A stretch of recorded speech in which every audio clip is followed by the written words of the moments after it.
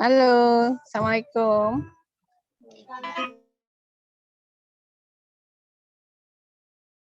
Salam.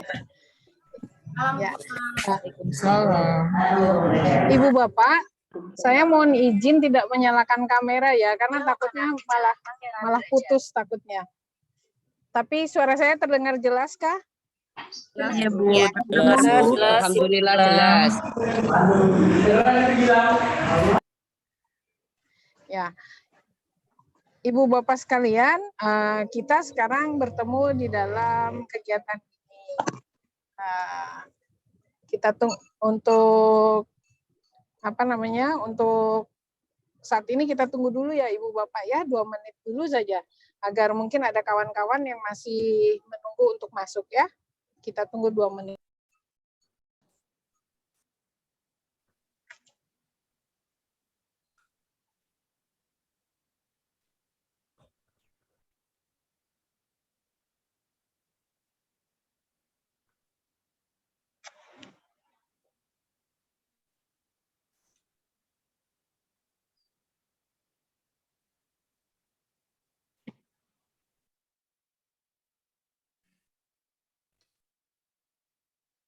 Sambil menunggu teman-teman yang lain, Bapak dan Ibu apabila masih bisa menyalakan kamera, saya akan mengambil foto untuk breakout room. Ambilin minum. Buka dulu kameranya, kita foto dulu. Zara, dompet pink yang dekat Aqua siniin dulu, Sa. Cepet, Sa. Oke, siap Itu ya. dompet pinknya siniin, Dek. One, two, three. Oke, slide 1. Zara, Slide 2. dompet pink yang dekat itu Aqua. Slide Mama butuh cepet, kan? Tutup pintunya. Oke, sambil menunggu Mama di mana? dan Bu Gilang tadi itu siapa Bu? Nish yang mau share. Oke, kepada Ibu dan Bapak harap memperhatikan audio apabila belum saatnya ya nggak apa-apa. Oke, no problem. Cuman tolong diperhatikan audionya. Kita akan coba dengarkan dulu ya.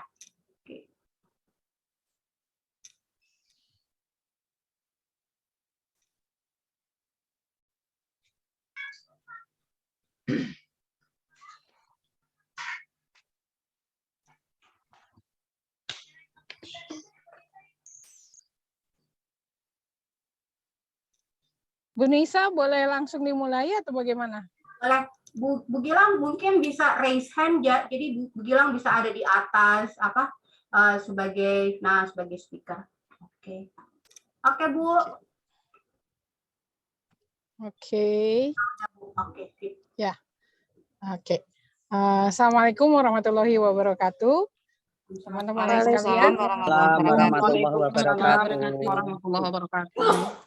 Ya, kawan-kawan sekali lagi mungkin videonya agak on off karena sambil di jalan ini sinyalnya agak kurang bagus. Hari ini kawan-kawan alhamdulillah kita bisa membahas mengenai kurikulum merdeka. Kita terutama akan berbicara mengenai kurikulum merdeka in practice. Sebagaimana yang telah dipaparkan tadi oleh Pak Dadan, ternyata kita memiliki berbagai dimensi ya di dalam tingkat penerapannya. Yuk kita bahas apa saja sih yang harus kita fokuskan dalam hal ini. Mungkin kita mulai itu saja. Kita mulai dengan langsung diskusinya sambil kita melihat paparannya nanti. Oke kawan-kawan, silahkan. Saya memiliki tawaran topik. Saya memiliki tawaran beberapa topik berikut ini. Kepada Najmi, bisakah untuk dimajukan ke slide berikutnya? Nah, kawan-kawan, terkait dengan kurikulum merdeka, sebetulnya ada beberapa yang memang terkait nih. Ada tawaran-tawarannya, ada tentang fase, capaian pembelajaran, tujuan pembelajaran, alur tujuan pembelajaran, elemen materi, pembelajaran berdiferensiasi, proyek penguatan profil pelajar Pancasila. Nah, Ini rata-rata yang menjadi pembahasan di antara teman-teman yang biasanya menanyakan. Tapi saya kembalikan, yuk kira-kira mana sih yang ingin kita bahas terlebih dahulu, mana yang memerlukan pemikiran kita. Mangga, kira-kira bagaimana? Oke, kepada Bapak dan Ibu, pertanyaan sudah dilemparkan oleh Bu Gilang. Apabila Bapak dan Ibu ingin berpartisipasi, silakan raise hand biar Bapak Ibu dan fotonya ke atas keluar. Silakan, mau yang mana dulu ya Bu Gilang ya? Mau yang kita bahas? Mungkin ada pertanyaan, mangga Ibu Sunarmi. Oke, silakan Bu Sunarmi. Makasih Ibu. Mungkin kalau fase saya kira kita semua mungkin sudah sama-sama tahu fase adalah posisi di mana siswa kita berada. Kalau misalnya capaian pembelajaran gimana? Karena capaian pembelajaran itu agak lebih luas sifatnya untuk kita bahas. Oke. Usulan ke-1 kita bahas berarti ya dari fase dulu. Betul kata Ibu, saya setuju tuh. Yang lain juga pasti sudah memiliki pemikirannya sendiri bahwa itu fase di mana siswa kita yang SMP berada. Fase kita fase D lamanya 3 tahun. Betul, saya setuju dengan Ibu. Tapi itu dari saya dan dari Bu Sunarmi. Ada yang mau tanya dulu nggak soal fase sebelum kita masuk ke tahapan berikutnya sesuai usulannya Bu Sunarmi?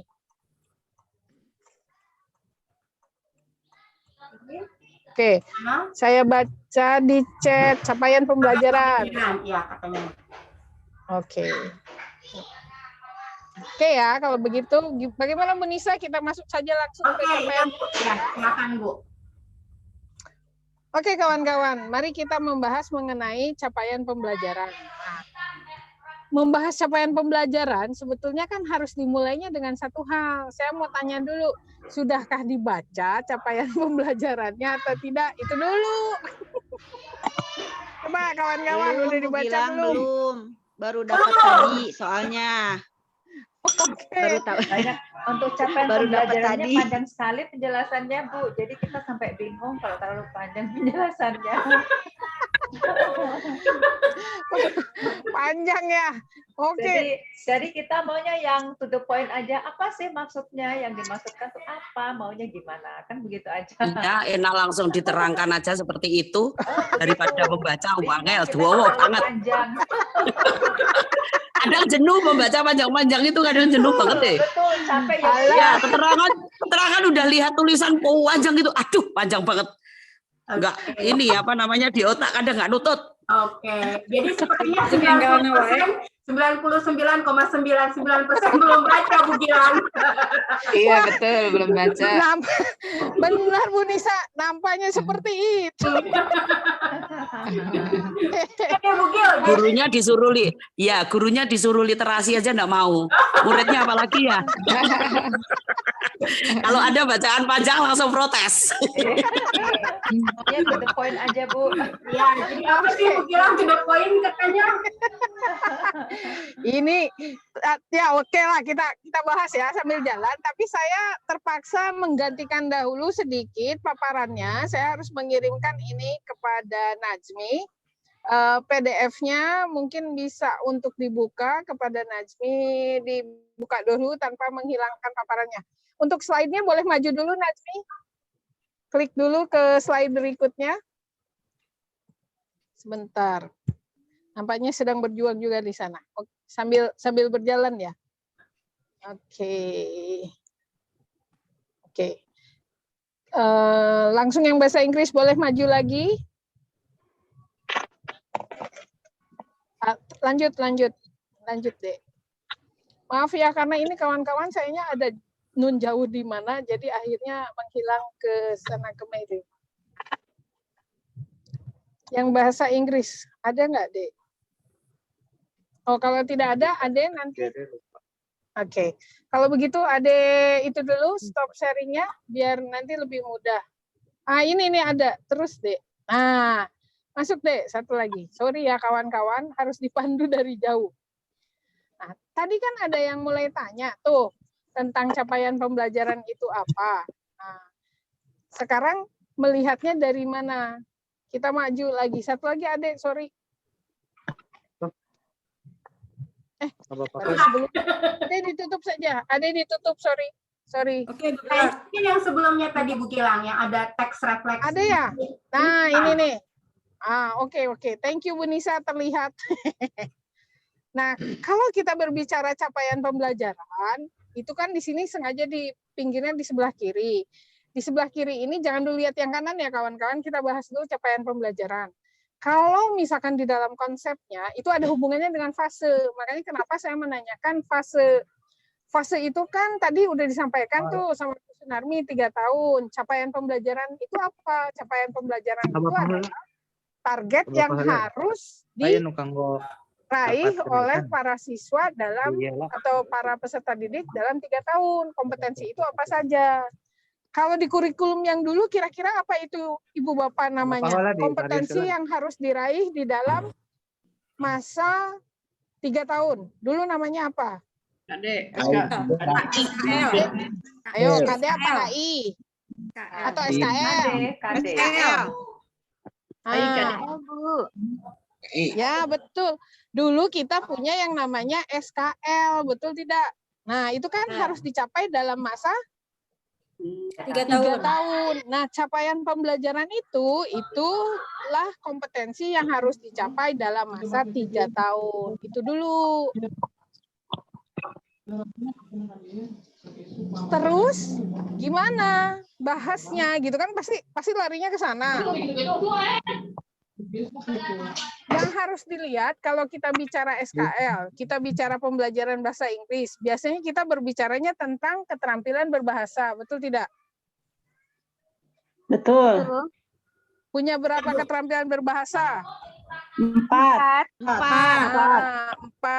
Di dalam kaitan ini, sekarang di dalam capaian pembelajarannya, kita tidak hanya terfokus ke dalam yang 4 tadi, tetapi sudah ditambahkan dengan yang lain, yaitu apa? Tidak hanya menyimak, tidak hanya mendengarkan, membaca, menulis, atau satu lagi apa?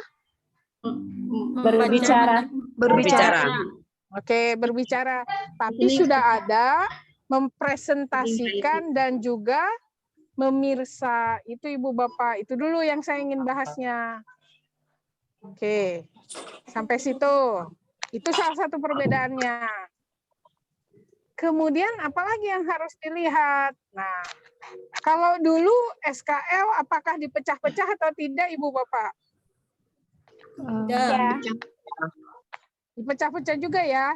Nah, di dalam bahasa Inggris itu juga dipecah-pecah, tetapi bentuknya itu nanti didasarkan kepada yang namanya elemen. Bukan elemen susu ya Ibu Bapak. Bahaya kalau elemen susu. Apa itu? Sebentar, kita berpindah dulu sebentar ke penampilan yang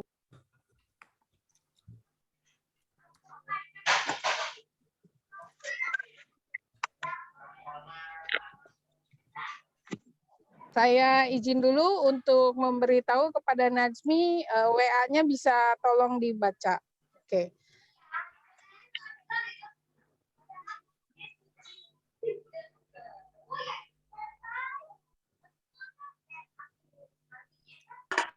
Sekedar saran kalau bisa di silent aja host, ini suara-suaranya mengganggu sekali. Ya betul Bu Nisa, mungkin bisa di silent dulu. Oke, saya cek ke Pak Dadan ya, sebentar ya Bu. Oh iya, boleh. Oh iya, soalnya kita kan FGD ya sambil ngobrol, jadi bagusnya sih silent, mau ngomong angkat tangannya lalu bicara gitu ya Bu Nisa ya. Boleh, mangga. Bentar ya.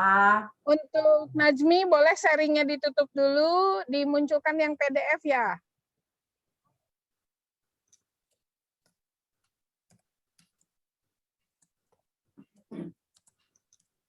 Sudah kayaknya aman. Jadi dibaginya berdasarkan elemen. Nah, elemennya apa? Elemen itu yang pertama menyimak dan berbicara. Jadi itu disatukan dalam satu elemen, Ibu Bapak. Jadi kita tidak di dalam konsepnya kurikulum yang sekarang, kurikulum Merdeka itu mempergunakan istilahnya elemen, bukan keterampilan berbahasa. Lalu apalagi yang keduanya? Yang keduanya elemennya itu ada terkait dengan Ayo yang bisa membuka, ada elemen apa? Menulis.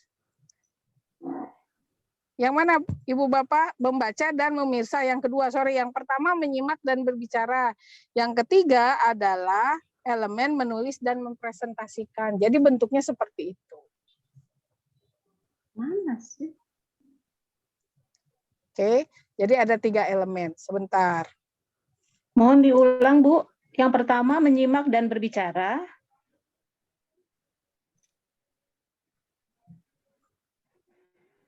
Dan mempresentasikan. Ini yang kayak gini enak loh. Yang di sekolah. Bu Gilang. Sebentar ya Bu ya. Oke, saya cek dulu.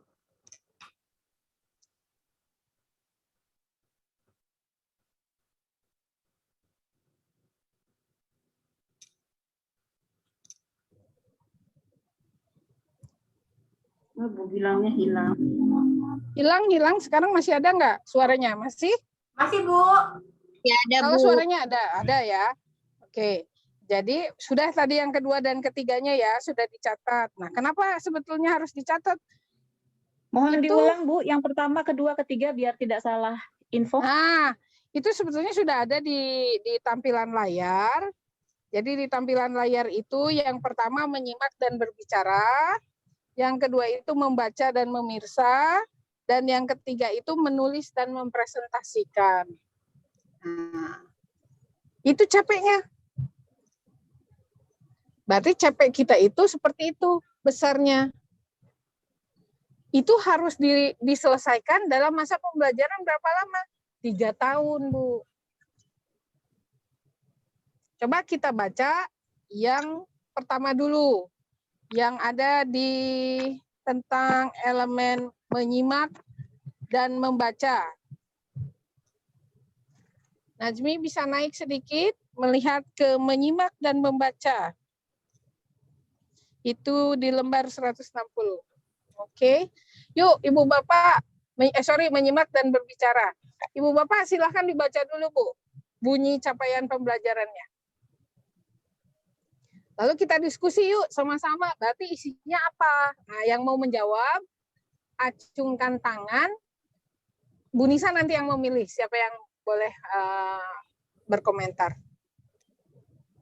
Bu Gilang, kita baca dari yang pertama ya, fase pertama. Ya. Sepertinya pindah.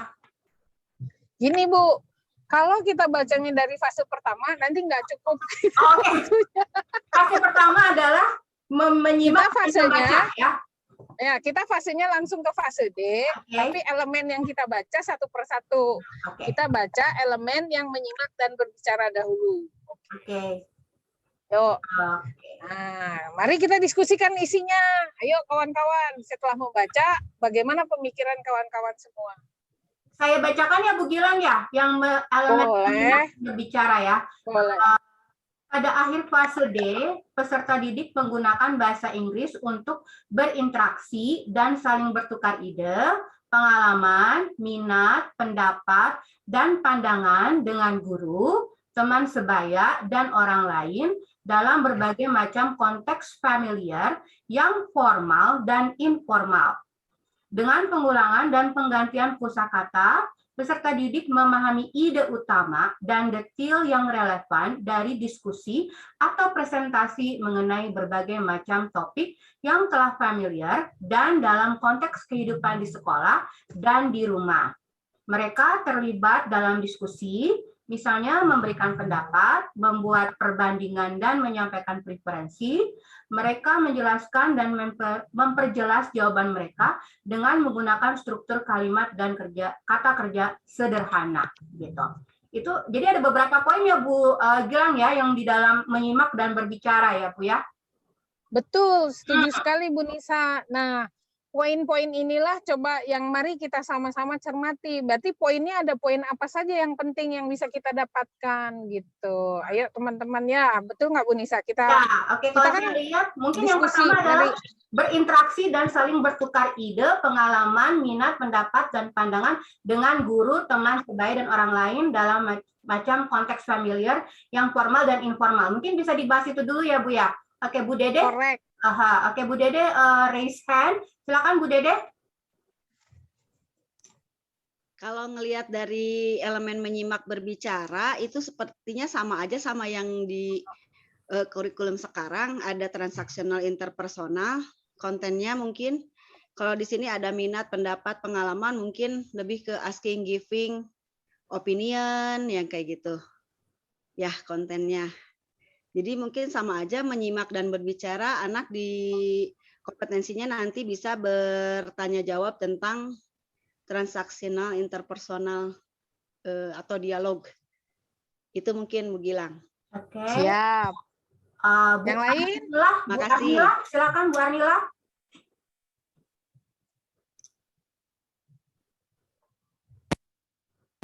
Dilihat sih nggak jauh beda ya sama K13 ya. Ininya aja kayak apanya ya, penggunaan bahasanya aja. Intinya kan ini penggunaan skill yang aktif. Mereka belajar mendengar dan berbicara tapi dalam bentuk komunikasi aktif. Nah, di sini bisa kita lihat kayak tadi Ibu ya, transaksional, ada ini kan, cuma ini lebih diperjelasnya konteksnya ada formal dan informal gitu. Jadi yang kita ajarkan adalah bagaimana situasi yang formal dan informal dalam konteks benar-benar berkomunikasi ini kalau ngeliat. Dan kalau ngeliat dari sininya, ini misal ya, misalnya ini berarti bukan cuma ini ya materinya ya. Kalau dulu kan jelas kali 3.1 misalkan bisa mengungkapkan, memberi pendapat gitu. Kalau ini kan misalnya pendapat, perbandingan, preferensi. Kalau menurut saya nanti bisa disesuaikan lagi kayaknya kontennya sesuai dengan siswa kita, sepertinya begitu Bu. Oke. Ada lagi? Ada lagi nggak? Saya mungkin saya mau menanyakan sebenarnya lebih tepatnya. Kalau dibilang mau akhir fase D, berarti akhir fase D kan berarti akhir atau di ujung masa pendidikan anak. Misalnya berarti di kelas 3 gitu ya. Atau di akhir keseluruhan pembelajaran di SMP begitu ya Bu ya. Apakah begitu atau selama dalam perjalanannya? Kemudian, bentar. Ini tuh yang lagi berbicara barusan Bu Sunarmi ya? Bu Sunarmi, ya. Iya. Ya, oke, mau langsung nih diskusinya. Oke. Sudah dapat nih tiga dulu ya Bu Nisa ya? Ya, biar nggak kepanjangan. Boleh dilanjut kamu dikit Bu. Jujur saya suka. Silakan Bu. Ada, ya silahkan. Nah, pada akhir fase D, berarti bisa peserta didik menggunakan bahasa Inggris untuk berinteraksi dan saling bertukar ide dan pengalaman dan seterusnya. Nah, maksudnya keterampilan mereka berkomunikasi dalam bahasa Inggris baik formal maupun informal itu memang sudah harus didapatkan melalui pembelajaran selama 3 tahun, begitu kan? Nah, kemudian kalau saya lihat lagi di kalimat terakhir, Ibu, mereka terlibat dalam diskusi, misalnya memberikan pendapat, membuat perbandingan, dan menyampaikan preferensi. Mereka menjelaskan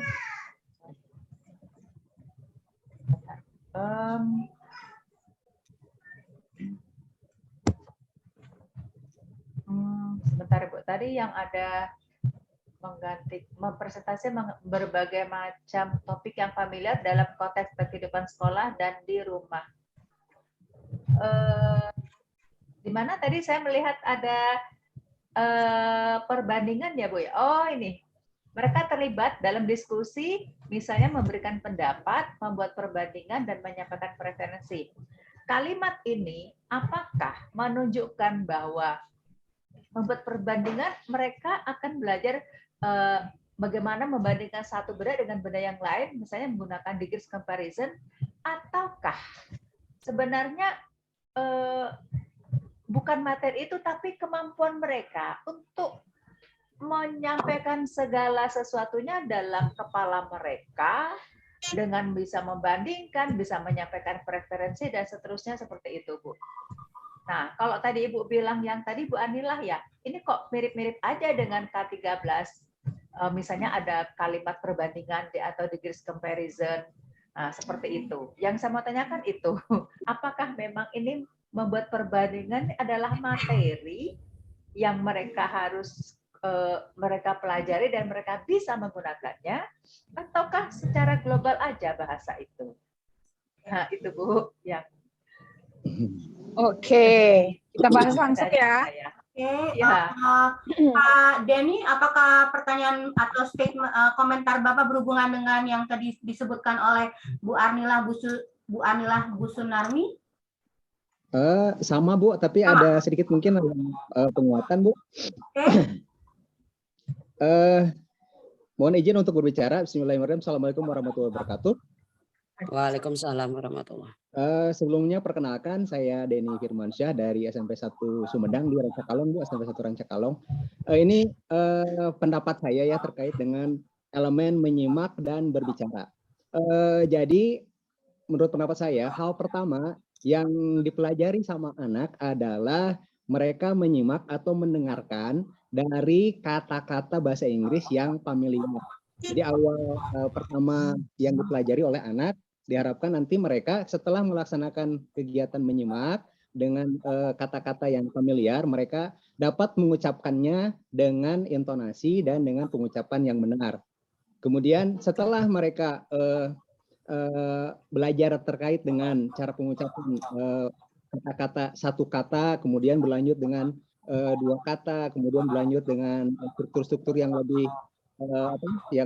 kompleks, kemudian mereka bukan secara langsung dengan kegiatan menyimak itu akan memahami bentuk-bentuk dari pola-pola kalimat yang dipakai. Mereka secara tanpa dijelaskan oleh guru, mereka akan paham bagaimana bentuk konteks itu. Apakah mungkin dalam bentuk naun frase kata benda, kemudian kalimat sederhana, ataupun dengan menggunakan kata-kata yang lain.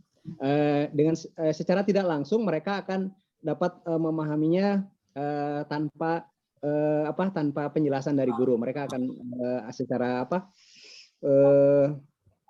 bisa dikatakan mereka akan dapat mengetahui maksud dari yang dipelajari itu. Mungkin itu Bu tambahannya.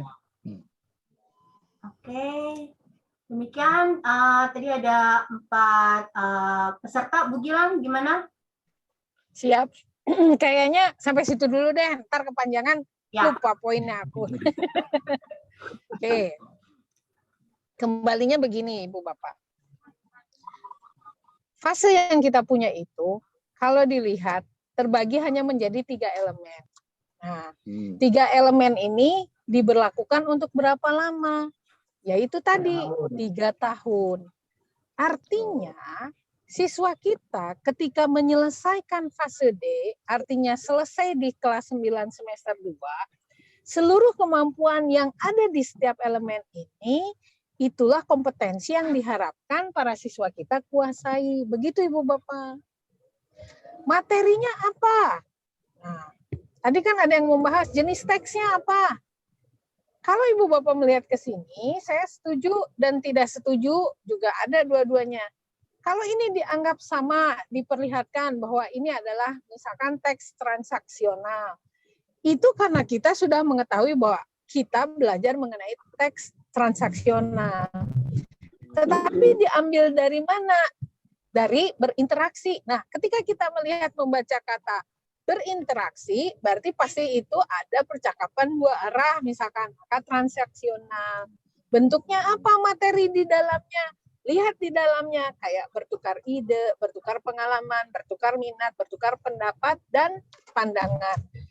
Berarti kalau kita mengingat topik yang ini, materinya apa? Itulah materi kajian yang akan kita bahas ketika kita mengajarkan. Di kelas berapa? Gitu kan? Mungkin salah satu pertanyaan, kapan diajarkannya? Kalau tadi ada Ibu, siapa yang pertama kali tadi Bu Nisa menyampaikan pemikirannya? Ibu Dede. Ibu Dede. Nah, Bu Dede tadi langsung menyampaikan, ini sih kayak bunyi KD gitu kan ya. Itulah kuncinya. Kalau kita berbicara kurikulum sebelumnya, kita mengetahui dan kita di-guide, dibimbing, diarahkan bahwa materi ini akan berada di kelas berapa, di semester berapa. Begitu. Kalau di sini Ibu Bapak melihat tidak, pembagian ini harus di kelas berapa, harus di semester berapa. Ada tidak Ibu Bapak? Tidak ada. Tidak ada. Nah, itu adalah tugas kita untuk memetakan itu semua untuk diajarkan kepada siswa kita selama 3 tahun. Katakanlah berinteraksi saja. Tadi benar sekali ada asking and giving opinion. Tapi ada juga kan yang saling bertukar pengalaman. Berarti kalau bertukar pengalaman lebih mendekati recount tapi dalam bentuk lisan, ya kan? Lisan kan? Betul tidak? Betul. Maka kita selaku guru harus memetakan ini mau di kelas mana, mau di semester mana diajarnya. Apakah kita akan menceritakan mengenai pengalaman dulu, mengajarkan mengenai pengalaman, ataukah pendapat dulu? Oke, sekarang sudah kita tentukan. Kemudian jangan lupa di belakang ada dengan guru, teman sebaya, dan orang lain dalam berbagai macam konteks. Familiar, konteks yang familiar, yang formal, dan informal. Saya akan mengambilkan contoh. Misalkan menanyakan pendapat. Kalau pendapat pada tempat ini, misalnya saya menanyakan kepada seseorang bernama Iwa. Kan bisa sambil nyelek terus, gimana pendapatnya? Gimana dong? Nah, pendapatmu gimana? Tapi kan itu bahasa informal. Tapi ketika kita mempergunakan bahasa formal, maka pertanyaannya akan berubah. Akan berbeda. Kepada Bapak Iwa, kami ingin mendengarkan pendapat Bapak di dalam diskusi ini mengenai poin A. Kami persilahkan. Kan seperti itu.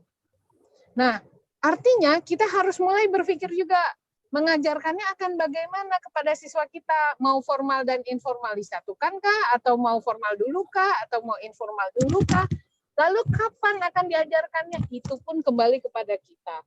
Maka ketika kita membaca capaian pembelajaran, kita harus melihat tingkat kompetensinya mereka itu, peserta didik itu harus sampai di mana. Materinya apa yang harus kita ajarkan.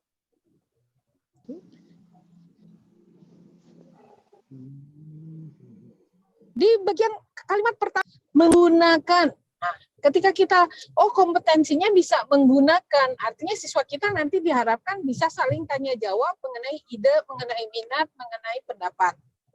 Tapi apakah ketika kita mengajarkan, apakah kita langsung menyuruh siswa kita untuk langsung, okay students, now please ask your friend their opinion on case A. Mungkinkah kita melakukan itu langsung? Tentu tidak. Mungkin, Pak, mungkin. Nah, tinggal lihat siswa kita. Kalau siswa kita memerlukan ada kelas 7 materi kelas 7 titian ilmu, maka kitalah yang menentukan langkah pembelajarannya. Kalau mungkin dianggap mudah, mau dimasukkan ke kelas 7 boleh, mau di level yang lebih atas boleh.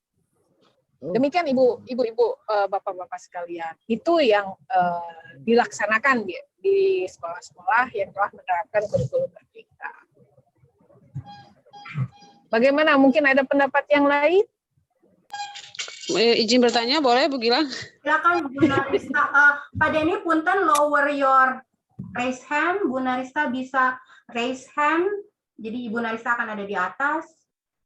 Oke, Bu Narista, mengacungkan tangan dulu. Silakan Bu. Nah, oke.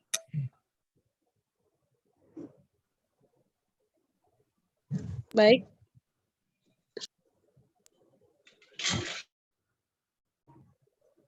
Ya Bu, kita sudah bisa mendengar Ibu. Oh iya, baik, terima kasih Ibu atas kesempatannya. Selamat berjumpa kembali Bu Gilang dengan saya. Yang ingin saya tanyakan, kalau yang saya tangkap sekilas barusan, karena saya tadi telat masuknya, jadi kewenangan ada di gurunya, berarti yang kita pelajari tentang asesmen diagnostik itu perlu banget ya Bu, untuk kita memetakan materi apa nih yang cocok dengan sekolah dan murid kita. Jadi berarti mungkin saja sekolah A mah untuk kelas 7 ngajarinnya ini, tapi sekolah B mah mengajarinya yang lain, berarti memungkinkan ke arah sana ya Bu? Ya, benar sekali, saya senang dengan konsep itu. Jadi harus mengarahkannya ke seperti itu. Karena kan yang tahu gurunya.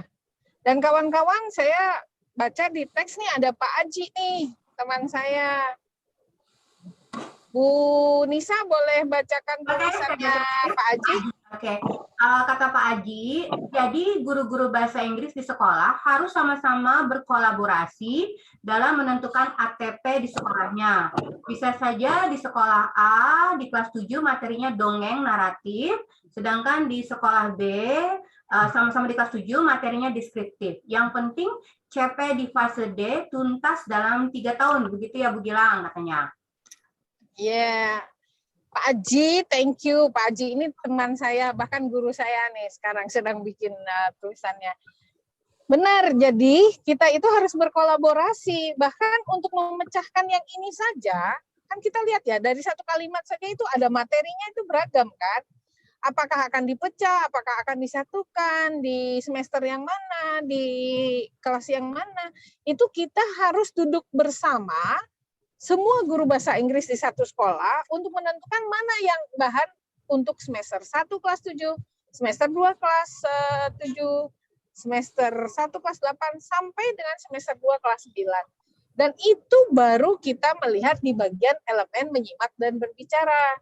Padahal kalau kita belajar kan, misalkan kita menceritakan pengalaman, masuklah katakanlah teksnya menjadi recount text, kalau misalkan di dalam bentuk tertulisnya.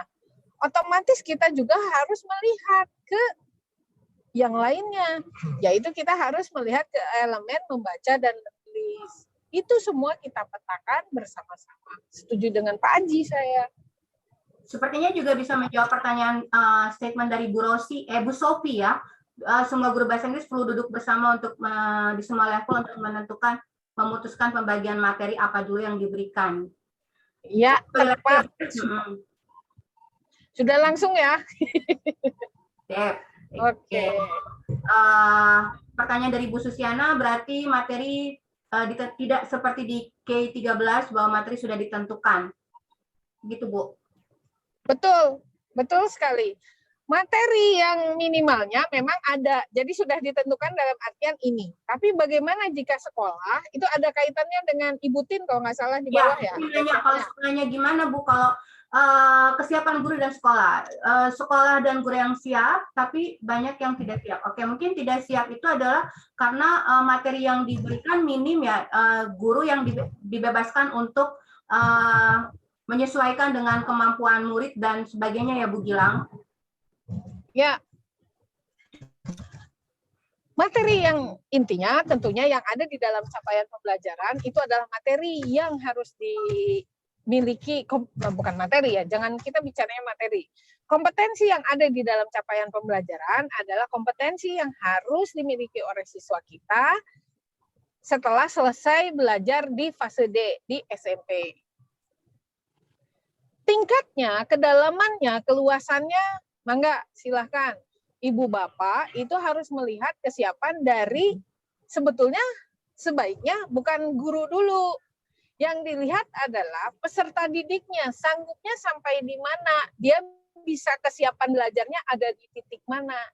Itulah tadi ada yang mengatakan berarti bagus dong harus ada tes awal dahulu sebelumnya. Benar.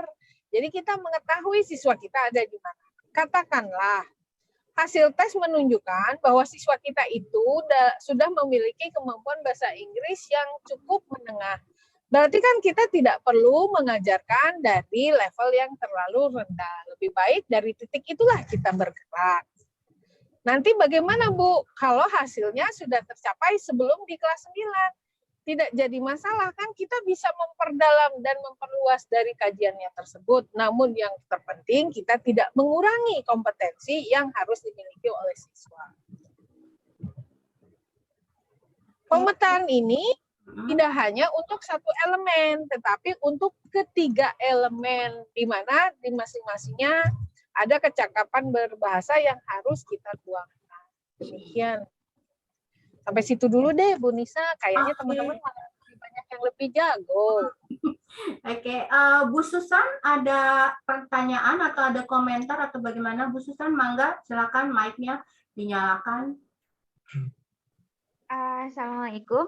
Ibu, ini kami termasuk ke dalam sekolah Adiwiyata kebetulan. Nah, terkait temanya, apakah boleh kami mengambil tema yang terkait menitik beratkan ke tema yang terkait dengan lingkungan dan lain sebagainya? Kemudian yang penting mungkin intinya adalah membahas tentang ada apa namanya tadi, ada gagasan, minat, kemudian preferensi dan lain sebagainya. Mungkin seperti itu kah? Nah, kemudian itu yang pertama. Kemudian yang kedua,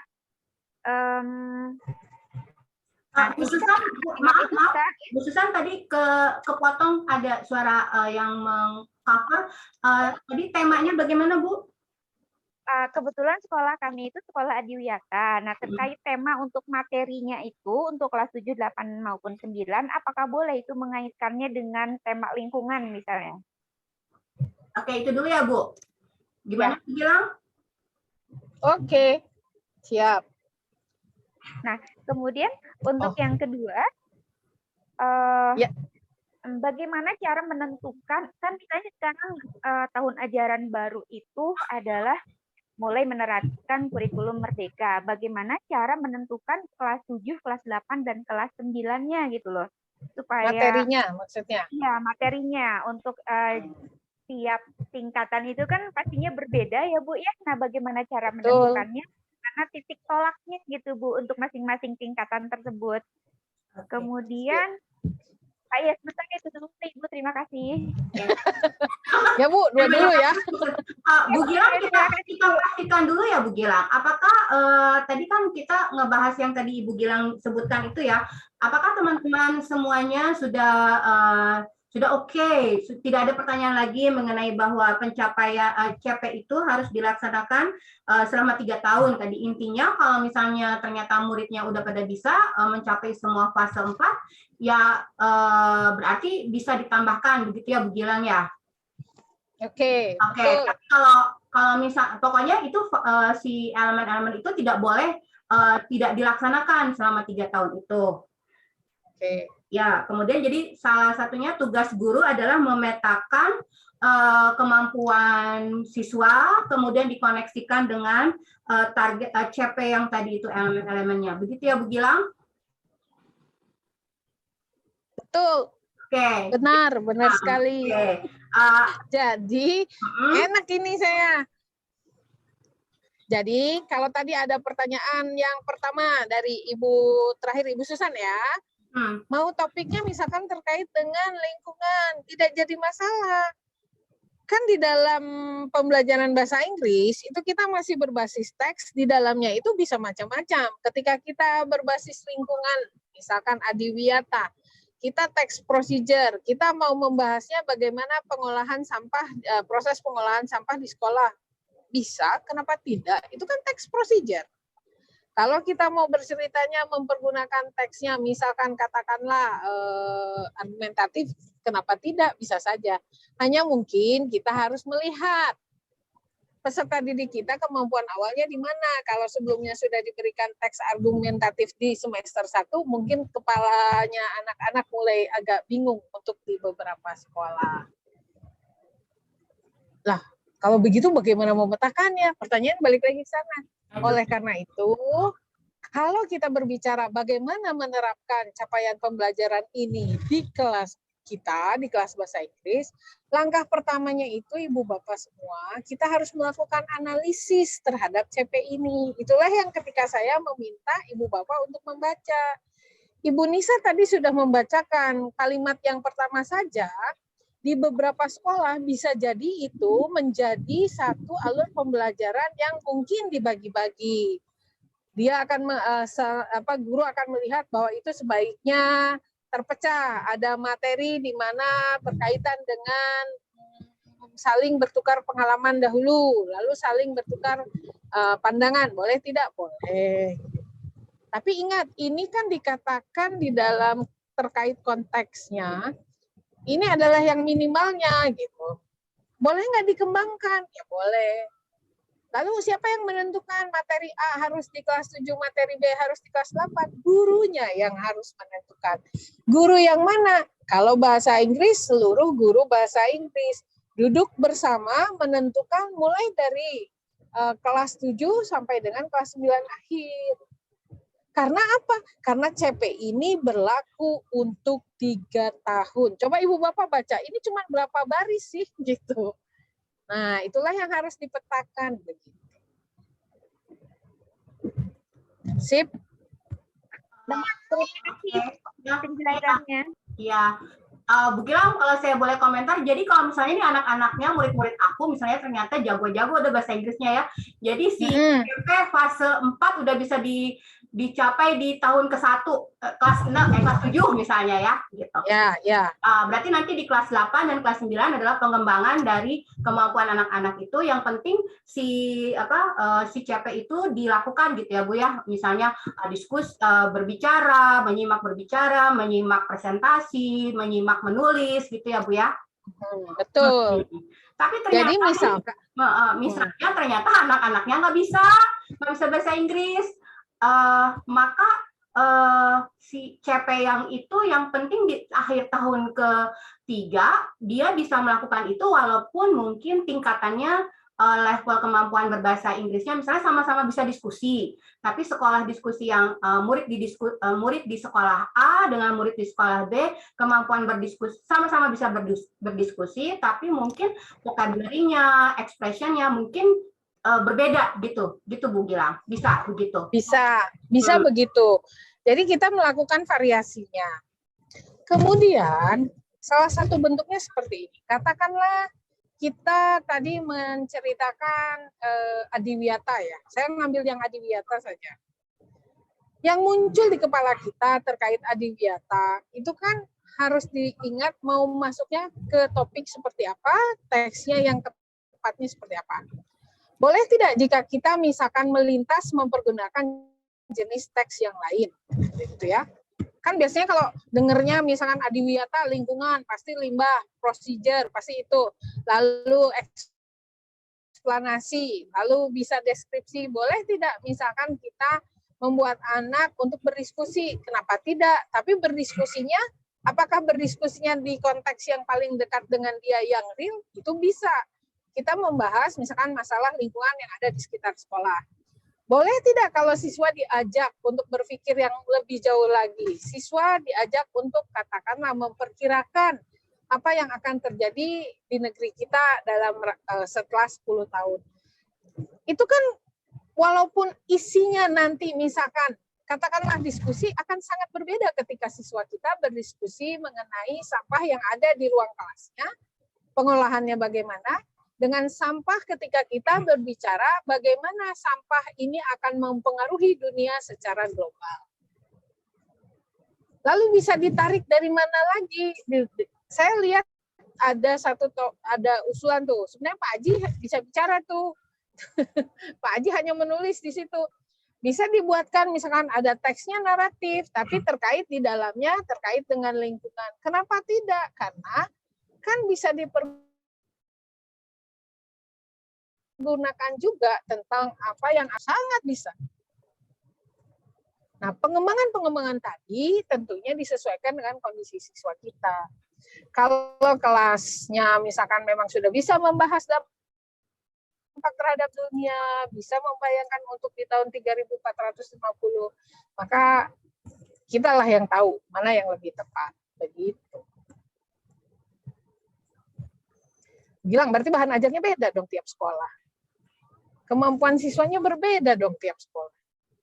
Ya memang kita kan kembalinya begini Ibu Bapak. Kita kan berusaha untuk memaksimalkan potensi anak kita. Nah, itulah yang harus kita ketahui. Jika potensi dari titik awalnya sudah kita ketahui, maka kita bisa mengembangkannya. Tapi coba bayangkan ketika kompetensi siswa kita di posisi -5. Misalkan, lalu kita langsung mengajarkan di posisi 2, kebayang siswanya langsung pusing kepalanya. Begitu. Bu Anggia ada, ya, thank you Bu Gilang. Nah, ada Bu Anggia juga, silakan Bu Anggia. Ya, maaf Bu Gilang, langsung aja ya. Jadi setelah bisa disimpulkan kalau in short sebenarnya berarti merdeka belajar itu kan berarti merdeka ya. We have a freedom. Terus berarti ketika kita sebagai guru, yang pertama berarti harus benar-benar runtut ya dari mendiagnostiknya, diagnostik tesnya ke siswa, udah sampai di level apa, misalnya, terus nanti nentuin kompleksitasnya setelah saya lihat tadi kalau dari fase sama tadi menentukan materi, berarti kita sebagai guru harus bisa nentuin kompleksitasnya. Kalau misalnya siswa ini, kebetulan saya ini di sekolahnya itu sekolah di terpencil ya. Saya sendiri gurunya untuk 3 level. Jadi ya emang benar-benar harus mengenali banyak hal. Yang dari tadi saya pikirkan adalah bagaimana tes di kabupaten saya itu baru 6 sekolah yang akan ngejalanin kurikulum Merdeka Belajar ini. Terus nanti kalau tes formatif dan sumatifnya itu sama proyeknya itu apakah nanti kita sendirian? Apakah kita masih berkolaborasi dengan MGMP ya Bu? Itu saya juga masih bertanya-tanya dari tadi. Oke. Ada yang mau sumbang saran nggak? Kan namanya juga group discussion. Boleh ayo sebelum saya. Bu Benar nggak, Marta, Bu Nisa? Bu Marta silakan. Izin Bu. Ya, mangga langsung Bu. Yes. Selamat malam untuk kami yang berada di Indonesia Timur. Selamat sore untuk Bapak Ibu hebat sekalian. Perkenalkan saya Ibu Marta Rekwalu, SMP Negeri 3 Buti, Merauke, Papua. Kami sudah malam di sini, tapi luar biasa. Salut, saya Bu Marta. Ya, terima kasih Bu Gilang. Saya merasa beruntung bisa berjumpa dengan the great teacher, the great English teachers. Terima kasih untuk kesempatan ini. Ibu Gilang dan Ibu Nisa serta Bapak Ibu sekalian, izinkan saya untuk share apa yang sudah kami lakukan selama ini.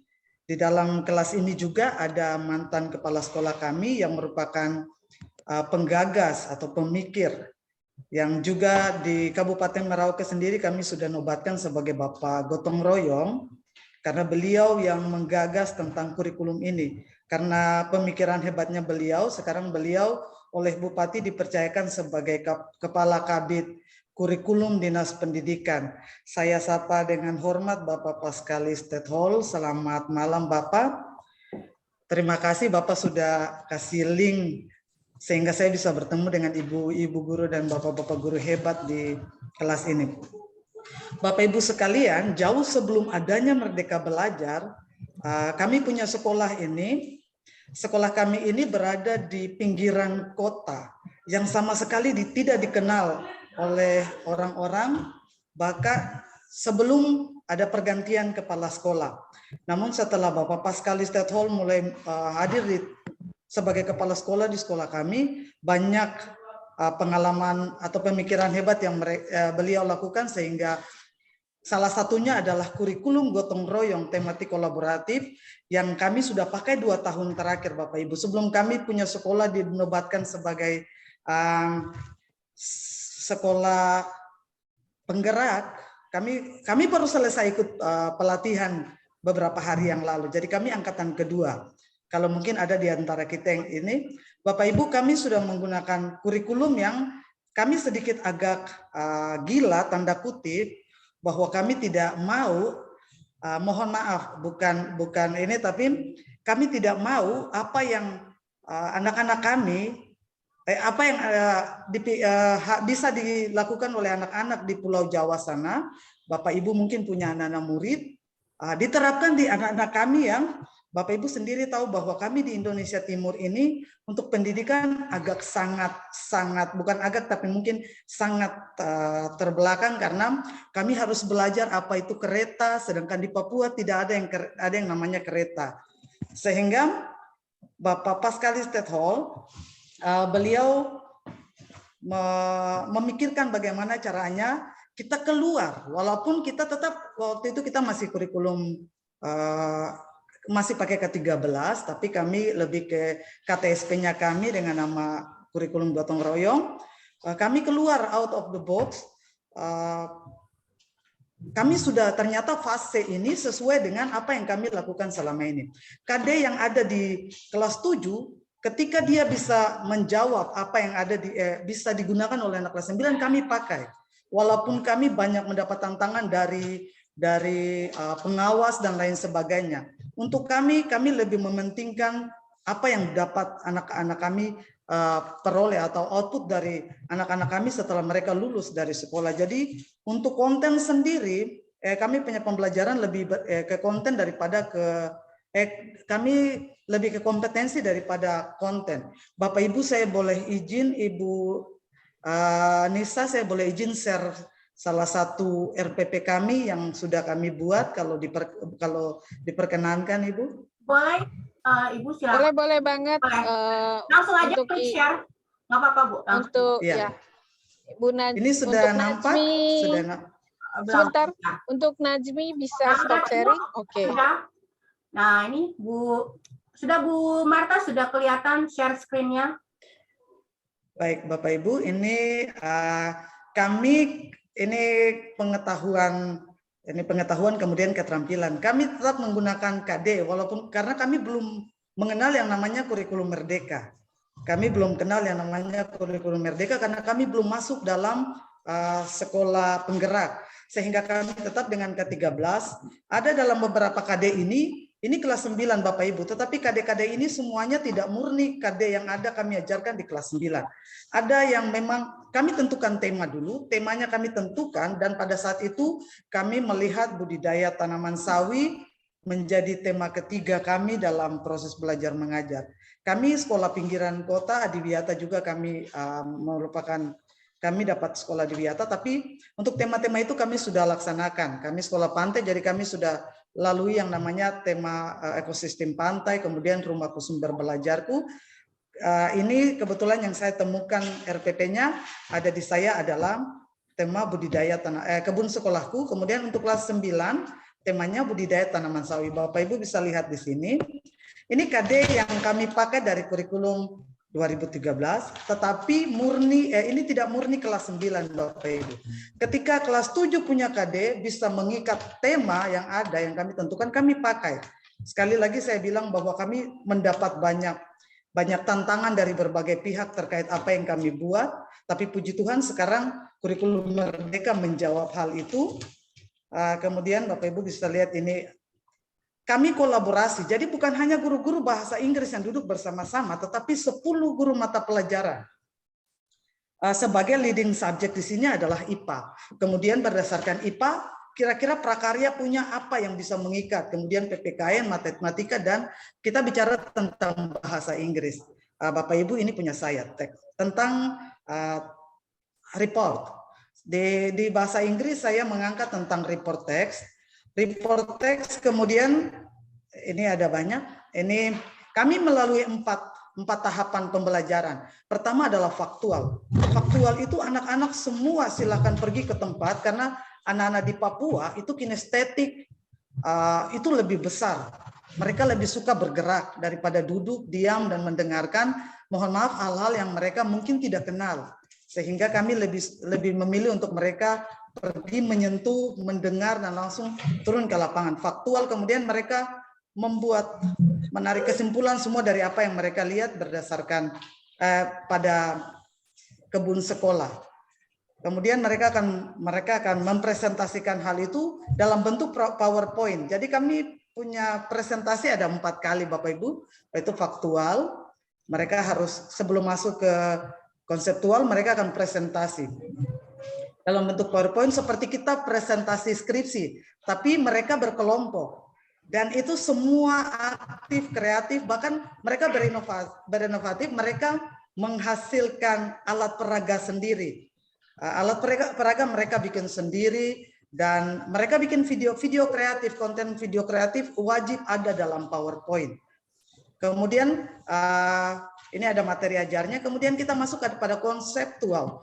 In konseptual, students yang mencari materi itu dan mereka mempresentasikan ke kami. Kami sebagai guru penguji hanya duduk, kemudian masuk di dalam kelas, kita memberi pendampingan. Tetapi kami tidak langsung memberitahukan bahwa anak-anak teks report itu begini-begini, tapi mereka wajib mencari. Dan pembelajaran kami karena sudah menggunakan kami lebih banyak menggunakan IT daripada menggunakan HP, kemudian komputer dan lain sebagainya disediakan oleh sekolah. Jadi untuk buku mereka kurang. Ini sehingga mereka mencari sendiri Bapak Ibu. Contohnya report text, maka mereka akan definition of report text akan dari expert mereka harus minimal 2 expert, kemudian mereka merangkum menjadi pendapat mereka sendiri. Kemudian dalam report text itu ada struktur teksnya, otomatis ciri-ciri, grammar and use, otomatis pakai simple past tense, kata kerja. Jadi apa yang ada dalam report text itu mereka angkat semua dalam konseptual ini Bapak Ibu. Jadi kita lebih kalau mereka ada yang kurang, maka kita akan membenahi atau mendampingi. Okay. Jadi teachers are really be the real facilitators here. Wow. Ini kami. Kemudian mereka akan mempresentasikan juga dan masuk pada prosedural, kami penemanan. Kemudian mereka mengerjakan LKPD yang mereka susun sendiri, kemudian ada juga yang guru susun. Kemudian anak-anak ini saling menilai, jadi nilai mereka kami hargai. Kemudian dalam proses penilaian kami libatkan orang tua serta komite. Dan terakhir adalah metakognitif. 4 tahap ini wajib dilewati. Metakognitif ini adalah hasil mereka menilai diri sendiri. Karena kami lebih memilih untuk anak-anak ini ada perubahan sikap, bukan hanya mereka datang duduk dengar kemudian bosan pulang, apa yang kita ajarkan tidak mereka ini, tapi ada perubahan sikap. Sehingga metakognitif ini menjadi penilaian bagi mereka masing-masing atau kelompok dari faktual sampai pada prosedural. Kemudian di situ ada evaluasi, kira-kira apa yang mereka pertama metakognitif, apa yang sudah mereka peroleh, apa yang manfaat bagi mereka. Kemudian selain itu mereka mengevaluasi diri sendiri. Evaluasi diri sendiri. Ternyata kami kurang begini. Begitu Ibu, kurang lebihnya. Nanti kalau ada waktu lagi, nanti ya Bu, kami akan share. Thank you very much Ibu. Great work, semuanya banyak. You're welcome. Katanya. Oke, jadi sebenarnya kalau buat Bu Marta dan sekolah di sana mungkin untuk kurikulum Merdeka tidak terlalu pusing lagi ya Bu ya. Tinggal mungkin memodifikasi sedikit-sedikit. Banyak yang thank you and then sangat appreciate what you have done in Papua. Jadi tidak bisa dibilang ibu jauh di sana beda sama Jawa, tapi you did great Bu. Thank you very much. Good luck with congratulations and good luck with the school ya Bu ya. Oke, titip salam. Thank you, you're welcome. Oke. Nah, sekarang kita kembali ke Bu Gilang. Jadi mungkin Ibu dan Bapak Guru tadi dapat bayangan sedikit seperti apa yang sudah dilakukan oleh Bu Marta. Kita ke Bu Gilang, silakan Bu. Oke, kawan-kawan, terutama pertama saya mau apresiasi dulu nih Bu Marta, alhamdulillah ya keren sudah mau berbuat dengan langsung menempatkan konteks pembelajaran di dalamnya.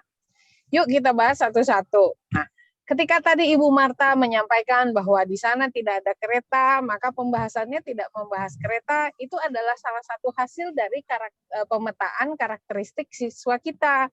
Jadi kalau kita memang mempersiapkan untuk pembelajaran, kita harus tahu siswa kita itu seperti apa. Tadi dikatakan kinestetik, maka pengajaran kita bisa memperbaiki. Bisa, sorry ada yang bocor. Oh iya, udah. Oke.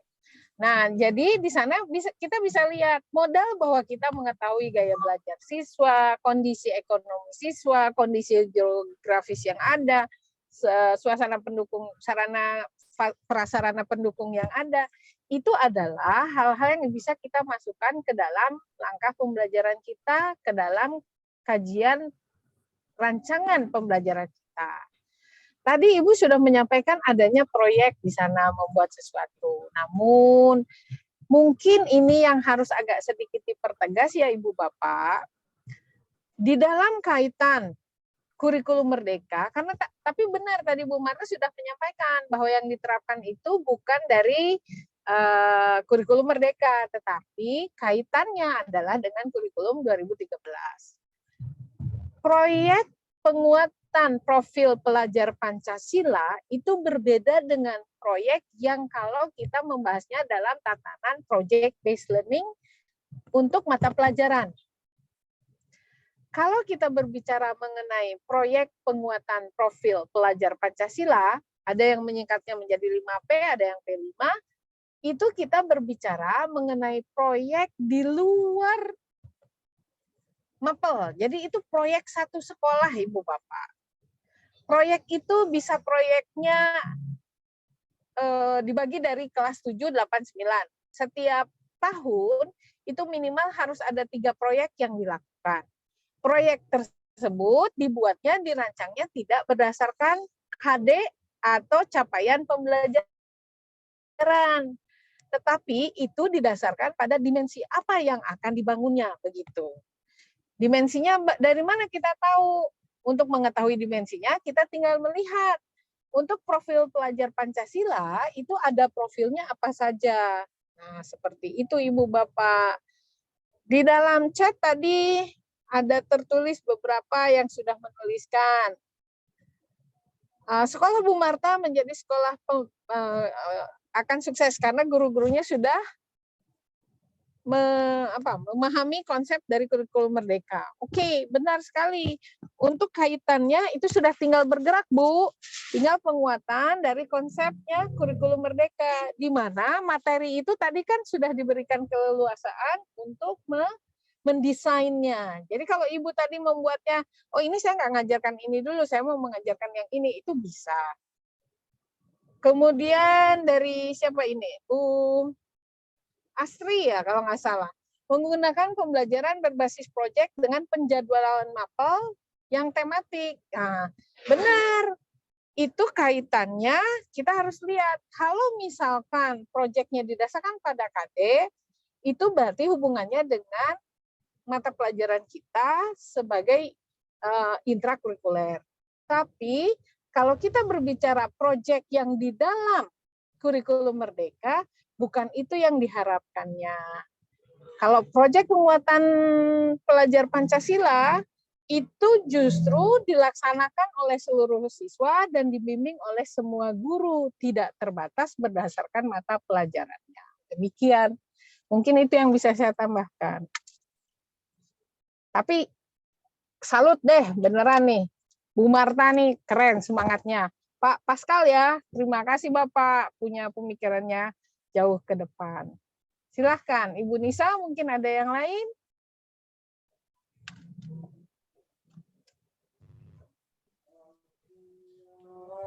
Masih mute Bu Nisa. Bu Nisa masih mute. Maaf, oke.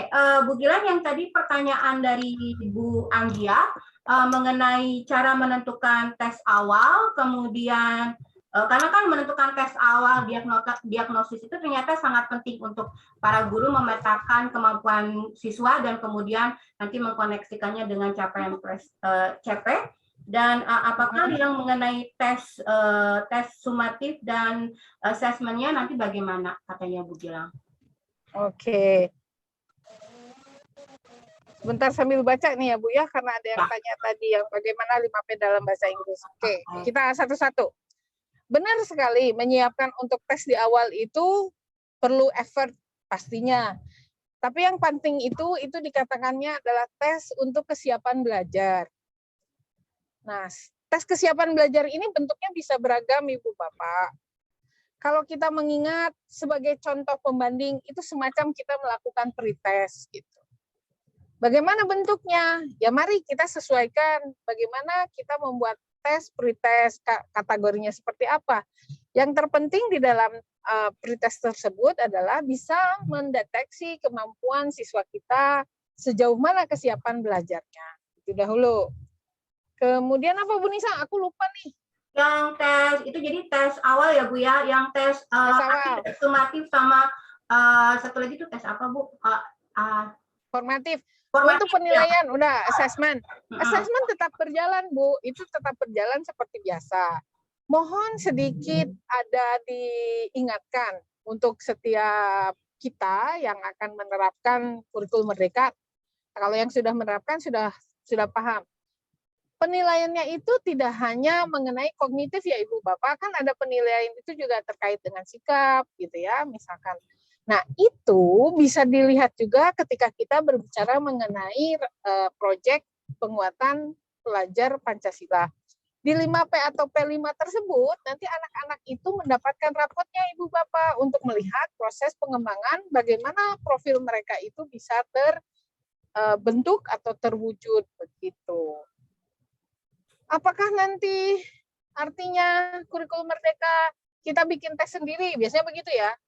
Kalau untuk bahasa Inggrisnya gimana? Apakah kita tetap bikin soalnya sendiri? Otomatis Ibu Bapak, karena setiap sekolah memiliki kekhasannya sendiri-sendiri. Kalau di sekolahnya misalkan kayak Ibu Marta sudah menentukan yang ini akan diajarkan, bahannya akan dimulai dari sini untuk kelas 7, mungkin tidak bisa mempergunakan bahan yang diterapkan tadi di Ibu Susan. Karena Ibu Susan menerapkannya mungkin topik yang berbeda. Waduh, biasanya guru bilang gitu, berarti mikir sendiri lah. Sebetulnya kan memang seharusnya demikian tugas kita semua. Jadi jangan sampai ngajarnya A yang ditesnya B gitu kan. Atau kita berusaha juga untuk melihat menjembatani siswa ketika terjadi gap di antaranya. Demikian. Ada satu yang bertanya Bu Nisa, boleh ya saya langsung ambil pertanyaannya untuk ingat. Bilang yang mana? Di sini ada yang bertanya, siapa nih? Izin tanya, bagaimana Butin ya? 5P. Izin tanya, bagaimana 5P dalam bahasa Inggris? Nah, kalau misalkan ini 5P-nya, itu kan sekali lagi tidak pijakan awal mendesain proyeknya itu tidak berdasarkan mapel Ibu Bapak, itu, tapi berdasarkan dimensi. Kalau yang berdasarkan mapel itu boleh dilakukan, tidak boleh sebagai PJBL di dalam model atau metode. Boleh bikin proyek, boleh, tapi itu untuk bahasa Inggris. Tanggung jawabnya menjadi tanggung jawab dari guru bahasa Inggris itu dalam artian penilaiannya, perancangannya. Tetapi ketika kita berbicara mengenai proyek yang 5P atau P5 dalam kurikulum merdeka, itu adalah proyek untuk sekolah. Jadi kalau misalkan saya membuat proyek tentang temanya gaya hidup berkelanjutan, tema spesifiknya saya mengambilnya perundungan, menghilangkan perundungan. Maka misalkan itu diterapkan untuk proyek ketiga di kelas 7, maka semua kelas 7 itu akan mengacunya proyeknya ke sana Ibu Bapak. Yang bimbing siapa agar proyek itu bisa berjalan, bisa terwujud, bisa terjadi? Yaitu semua pembimbing yang ada itu adalah para guru di kelas 7.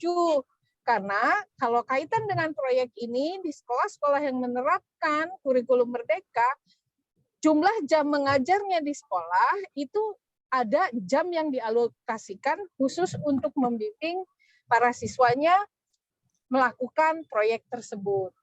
Contoh, misalkan ada seorang guru bahasa Inggris mengajarnya 4 jam, maka berdasarkan catatan yang sekarang ada, itu adalah guru itu harus mengajar 3 jam ke dalam kelas, 1 jamnya dipergunakan untuk pengajaran, untuk proyek 5P tadi. Begitu Bu Nisa.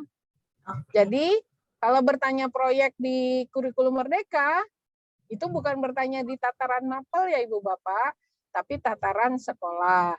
Kalau kelas 7 proyeknya itu berarti semua siswa di kelas 7 itu proyeknya. Kalau kelas 7, 8, dan 9 masih nanti ya, mungkin 2 tahun, 3 tahun yang akan datang, proyeknya apakah akan sama? Silahkan sekolah yang mendesain. Mungkin bisa jadi proyek di tiap angkatan itu, di tiap kelas itu akan berbeda. Jadi guru sekolah mendesain bersama. Karena 1 tahun ada minimal 3 proyek sekolah yang harus dikerjakan oleh para siswa. Kebayangkan 7, kelas 7 ada 3. Ini minimal ya, minimal loh. Boleh 8 kalau mau. Kelas 7, lalu kelas 8 ada 3, kelas 9 ada 3. Berarti kan kita sudah punya 9 proyek yang harus dikerjakan di sekolah tersebut. Boleh nggak proyeknya sama semua? Silahkan, itu semua yang mengatur di sekolah. Itu dulu deh Bu Nisa. Karena terkait proyek ini banyak yang miskonsepsi Bu Nisa. Ini sama. Ya Bu Gilang, jadi istilah proyek itu jadi ini ya, beda proyek ya. Itu ada miskonsepsinya. Istilah proyek di kurikulum merdeka dengan istilah proyek ketika di sebelum kurikulum merdeka itu ya Bu Gilang. Ya, di PJBL. Ya. Oke. Semoga kebetulan kita cuma punya waktu sekitar 5 menit lagi. Tadi ada Bu Penny. Bu Penny, apakah ada yang mau ditanyakan atau mau dikomentari? Waktunya langsung aja Bu Penny, silakan. Ya, terima kasih. Saya dari Global Learning Education Center. Mohon maaf, memang saya bukan dari guru formal ya, Bu Gilang, tapi dari lembaga kursus bahasa. Singkat saja pertanyaan saya. Jadi mencermati yang tadi sudah disampaikan, apa yang harus dikuatkan dari lembaga kursus bahasa atau LKP atau LPK dalam mendukung kurikulum Merdeka ini? Beberapa hal memang sudah kami lakukan dari yang tadi dijelaskan, karena saya saat ini mengajar siswa SMP ya, dari beberapa SMP di Bandung, dan pemetaan karakteristik siswa dan memaksimalkan potensi siswa itu yang memang menjadi inti kami gitu di lembaga kursus bahasa kami. Tapi yang secara spesifik apa yang perlu dikuatkan untuk mendukung kurikulum Merdeka ini supaya siswa-siswi kami ya bisa mengikuti dengan baik. Terus terang kami tidak tahu apakah masing-masing sekolah mereka itu sudah menerapkan kurikulum Merdeka atau belum, tapi paling tidak mungkin bisa sedikit saja dibekali kami di lembaga kursus. Terima kasih. Oke, terima kasih Bu Penny. Malah saya yang jadi terima kasih. Karena pertanyaan Ibu mengingatkan saya untuk Ibu Bapak, ada poin yang Ibu Bapak harus baca terkait dengan capaian pembelajaran di fase D. Biasanya selaku guru kita akan langsung fokus ke dalam yang tabel tadi, yang ada 3 elemen. Namun, bacalah di atasnya pendahuluannya, rasionalnya. Untuk pembelajaran bahasa Inggris ini, kita itu baik di kursus ataupun di sekolah, kita memiliki rancangannya, lihat ke dalam rancangan CFR. CFR itu adalah kriteria atau pelevelan dari kemampuan bahasa Inggris yang sudah sekarang mulai diterapkan. Isinya tidak bercerita mengenai bagaimana nilai TOEFL-nya 500, bukan itu, tetapi lebih bercerita kemampuan siswa apa yang dimiliki. Apakah dia bisa, yang itu sebetulnya yang sudah terlihat di dalam isi dari CP kita. Kajian lebih lanjut mengenai CFR banyak sekali dimensinya. Kalau di sini tinggal berapa menit, Bu Nisa? 1 menit. Tinggal 1 menit. Tenang Bu Gilang, ibu-ibu dan bapak-bapak, kan ini tadi seperti dibilang iya. Dadan, kita nggak harus solve sekarang ya. Kita nanti ketemu lagi, tenang aja. Nanti pertanyaan-pertanyaan dan ada WA group kan bisa didiskusikan di sana lebih lanjut ya. Betul. Oke, berarti lihatlah nanti mengenai CFR itu yang menjadi acuannya. Ibu Bapak bayangkan saja, baru membahas elemen yang pertama, baru bahasan kalimat yang dibaca Bu Nisa tuh, baru 1 kalimat ya Bu Nisa ya. Kita bisa melihat levelnya begitu banyak pertanyaan. Kawan-kawan mungkin tidak puas, yuk biar saja kita tidak puas, biar kita terus mau belajar. Demikian nampaknya Bu Nisa. Iya, mudah-mudahan dimasukkan untuk semua pihak. Oke. Jadi Bapak dan terima kasih, Ibu, terima kasih Bu. Sama-sama Bu Pen. Bu Penny, terima kasih. Jadi itu masukan dari pihak non formal ya, Bu Penny juga pihak khusus, mungkin bimbel juga sekarang dengan kurikulum Merdeka juga harus menyesuaikan diri bagaimana membantu para siswanya agar di sekolahnya juga bisa maksimal hasilnya ya, dan membantu guru-guru, karena sekarang berarti ibu bapak guru di sekolah harus betul-betul memetakan kemampuan dan kekuatan siswanya, kemudian memilih materi yang cocok, seperti itu. Don't worry Ibu dan Bapak, WA group akan terus dibuka. Kalau ada webinar berikutnya belum ditentukan, tapi insya Allah pasti akan ada, karena masih banyak pertanyaan-pertanyaan yang harus kita diskusikan. Oke, ada lagi nggak ada ya? Oke, sebentar lagi breakout room-nya akan ditutup. Terima kasih banyak Bapak dan Ibu di grup breakout room 1. Semoga mohon maaf kalau ada kesalahan teknis ataupun kekurangan dari kami. Kita akan bergabung dengan main room ya Ibu dan Bapak. Silakan sebentar lagi di close. Silakan klik ke main room. Boleh, atau mau langsung live boleh. Bapak dan Ibu silakan kalau mau langsung live room. Terima kasih Bu Gilang, Bu Nisa. Sama-sama, mangga Ibu dan Bapak. Hai Bu Atin, terima kasih. Ada Bu Atin. Ya. Bu Gilang, where are you going? Where are you? A lot of things happens in just one day. Oh. I almost gave up this session. Oke, later lah kita chat. Sure. Ya. Oke, kita tunggu sampai Bu Gilang kalau mau duluan langsung live boleh Bu, langsung ke main room. In case itu kan. Mau langsung ke main room, sok aja Bu. Ya, oke. Dadah Bu Nisa. Kita masuk sana aja ya. Oke, silakan Bapak dan Oke, bye semuanya. Have a nice time deh. Me too.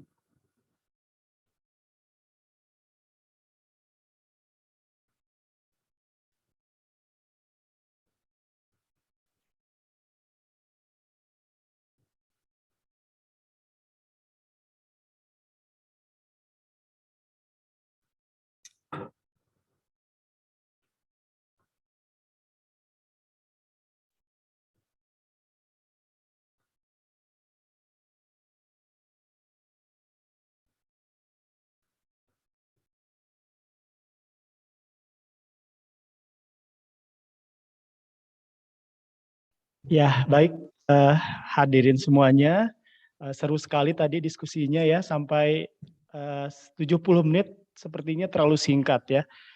Sebelum kita menutup kegiatan, saya mengundang dari peserta untuk melakukan refleksi. Silahkan raise hands. Dari peserta SMP maupun SMA, silahkan untuk melakukan refleksi. Ada yang bersedia? Silahkan raise hand. Oke. Pak Dadan? Belum ada nih. Ada Bu Hamsina. Oh, Bu Hamsina. Silahkan Bu Hamsina.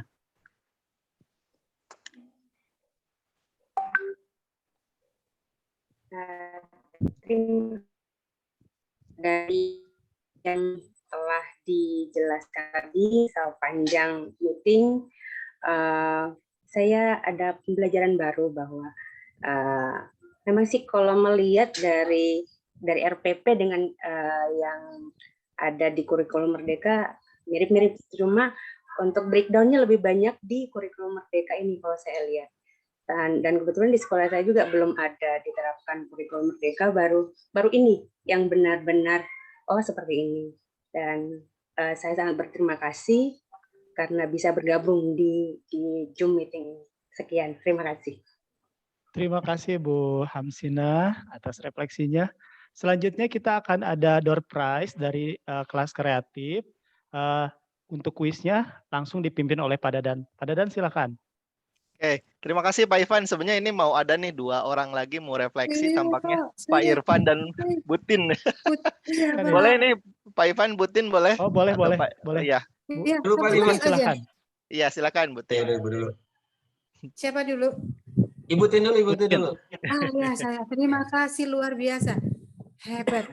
Kesempatannya sangat hebat. Saya ikuti kegiatan ini dan ini nampak seperti kita diberi air minum, tapi minumnya air garam, Pak. Jadi pengen minum lagi. Jadi mohon untuk nanti diadakan lagi, Pak, meetingnya. Terima kasih. Terima kasih, Butin. Pak Irfan, silakan. Ya, sebetulnya sama dengan Ibu Tin. Kebetulan kami di sini baru pertama kali ini melaksanakan kurikulum Merdeka. Jadi butuh sekali panduan, gitu ya, apalagi mengingat modul ajar. Kita dikejar waktu juga untuk menyiapkan tahun pelajaran baru, dan ini masih banyak hal-hal yang perlu kita bahas lagi. Terima kasih Pak Dadan. Ya, terima kasih Pak Irfan, terima kasih Butin. Pak Dadan silakan. Oke, baik. Sebenarnya Butin, terima kasih Bu Hamsina, Pak Irfan. Itu kan sudah diantisipasi ya, kalau kita itu minum air garam. Jadi semakin hari ini kita belajar, kita akan terus merasa haus gitu ya. Karena itulah makanya dari awal disampaikan di WhatsApp group ketika perkenalan juga kita akan membuatnya komunitas belajar. Jadi kalau misalnya satu kali pertemuan tidak akan Bu langsung besok modul ajar selesai, saya pikir tidak akan langsung bisa selesai, tapi mungkin secara kualitas belum yang diharapkan gitu ya. Sehingga harapannya memang dari rekan-rekan, apakah nanti Bu Suningsih, apakah itu Bu Gilang atau rekan-rekan lain yang sudah menerapkan atau yang sudah memiliki pemahaman lebih lanjut terkait kurikulum merdeka dan implementasinya. Karena kalau saya bukan orang teori ya Bapak Ibu, saya orang praktis gitu. Jadi apapun itu harus dilihat kepraktisannya seperti apa. Jadi berdiskusi dengan fasilitator Bu Suningsih dan Bu Gilang juga, kita mulainya dari modul deh, itu kan yang dibawa ke kelas baru ditarik ke belakang gitu, ke dokumen-dokumen yang dirilis oleh Kemendikbud. Soalnya kalau dibawa dari depan takutnya kita bingung gitu ya memahami istilah gitu. Sedangkan kadang guru itu ya itulah yang dibawanya yang sederhana gitu di ujungnya. Oke, Bapak dan Ibu, kita akan berada di WhatsApp group, boleh stay, boleh leave, kebebasan berada di Bapak dan Ibu semua. Tapi kalau dari saya secara pribadi, harapannya dan dari tim komunitas kelas kreatif Indonesia berharap kita setidaknya 1 bulan mempelajari bersama, berbagi bersama. Tadi saya lihat ada Bu Marta sudah berbagi, kemudian ada rekan lain juga sudah berbagi. Artinya konsep belajarnya tidak ada di sini satu orang expert, satu orang apa ya bahasa Inggrisnya itu ya, novice ya, atau masih awam gitu. Kita semua pada posisi yang sama. Kadang ketika kita membaca, yang baru belajar pun malah langsung, oh ini ya, gitu yang harus ada gitu ya. Sehingga kita saling mengkoreksi, kita saling kita saling memberi masukan. Karena intinya kan bukan untuk kita pribadi, tapi untuk siswa-siswi kita di kelas. Oke, Bapak Ibu, mungkin ini saat yang dinantikan mungkin gitu ya untuk beberapa di antara Bapak dan Ibu. Jadi saya menyiapkan sebuah door prize. Jawabannya itu pertanyaannya nanti disampaikan di Zoom chat, kemudian jawabannya disampaikan di Zoom chat juga gitu ya. Jadi silahkan diketikkan tapi jangan enter. Jadi jawab dulu semua baru klik enter. Yang pertama menjawab benar itu yang akan mendapatkan hadiah. Di dalam kurikulum di dalam dokumen kurikulum merdeka kan ada istilah-istilah ya Bapak dan Ibu ya, istilah yang dipendekkan gitu, akronim. Nah, saya ingin menuliskan 1 2 3 4 akronim atau singkatan. Bapak Ibu silakan tuliskan apa kepanjangan dari akronim tersebut. Sebentar, langsung dijawabnya dan hanya bisa saya yang membaca jawaban Bapak Ibu. Mangga, silakan dijawab secepat mungkin. Silakan Bapak Ibu. Bahasa Inggris ya, ini guru bahasa Inggris semua. Dan semuanya ada di kurikulum loh, ada di dokumen kurikulum. Silakan langsung. Belum sampai sana Pak Raden tadi sama Bu Gilang. Belum sampai sana ya? Belum Pak. Kalau langsung 4-4-nya, langsung 4-4-nya. Pak Bu ini siapa? Bu Diki. Oke, langsung dijawab 4-4-nya. Ada yang baru 1, jangan di enter ya. Jadi jawab dulu 4 baru enter. Silakan, kita tunggu bersama. Belum ada. Setidaknya 2 atau 3 deh. Oke. Ini mulai nih, Bu Suci 1. Bu Suci jawab 2. Oke. Fasilitator mohon tidak menjawab ya. Bu Eci dan Bu Gilang mohon tidak menjawab. Tidak. Oke. 1 2 3. Oke. 1 2 3. Oke, tampaknya baru 3 nih yang sudah menjawab pertama kali ya. Selamat kepada Ibu Tin. Ibu Tin mana Ibu Tin? Ada Bu Tin? Oke, BKOF ada, GBA ada, HOTS-nya ada. Yang belum itu tadi si Ever ya Bu ya, tidak terjawab, tidak apa-apa. Selamat kepada Bu Tin, silakan nanti kontak admin yang ada Dewa Group. Iya. Saya tidak terbaca ya. Iya Bu, tidak terbaca karena banyak sekali. Nggak apa-apa ya Bu ya. Pada paling duluan tuh. Oke, terima kasih. Ya, nggak apa-apa, nanti next time Bu kita bermain lagi. Mudah-mudahan di pertemuan berikutnya ya Bapak dan Ibu. Mangga Pak Ivan. Oh baik, selamat Bu Tin dapat door prize ya. Oke, terima kasih. Untuk Ibu dan Bapak yang membutuhkan sertifikat dari acara ini, silahkan nanti akan di-share linknya dan Ibu Bapak silahkan mengisi. Baik, mungkin diskusi kita selesai sampai di sini. Saya yakin masih banyak pertanyaan dari Ibu dan Bapak mengenai IKM ini yang belum terjawab. Semoga di lain kesempatan kita bisa bertemu kembali dengan diskusi lanjutan sehingga pemahaman kita tentang IKM ini semakin jelas dan kita dapat menerapkannya di kelas dengan percaya diri. Terima kasih Ibu dan Bapak dan juga para pemateri hari ini. Akhir kata, wassalamualaikum warahmatullahi wabarakatuh. Waalaikumsalam warahmatullahi wabarakatuh. Terima kasih Bu Suneksi. Terima kasih Bu Gilang. Terima kasih Pak Dada. Terima kasih semuanya. Terima kasih semuanya. Terima kasih. Rekaman. Bu Suneksi terima kasih. Bu Gilang masih ada? Masih ada Pak Dada. Terima kasih Bu Suneksi cantik. Pak Isan, Bu Nisa, Pak Dadan, Sami-sami. Pak Arman, Oh, Pak Arman ada juga. Pak Isan, ada 2. Ya. Sampai jumpa lagi. Terima kasih atas Buati Damang, Buati. Ya, teman-teman di Cimahi, makasih. Yang di Bandung, makasih. Suneksi cantik. Makasih Bu Maimunah. Saya tunggu di Lombok ya. Izin lip ya Bu, Bapak Ibu. Mangga, silakan. Terima kasih. Nun, Kang Dadan. Saya duluan ya. Kami-kami. Waalaikumsalam Pak Arman, mangga. Ya. Bu Suneksi, I lost your contact, Bu Suneksi. Iya, thank you Bapak ya. Ya.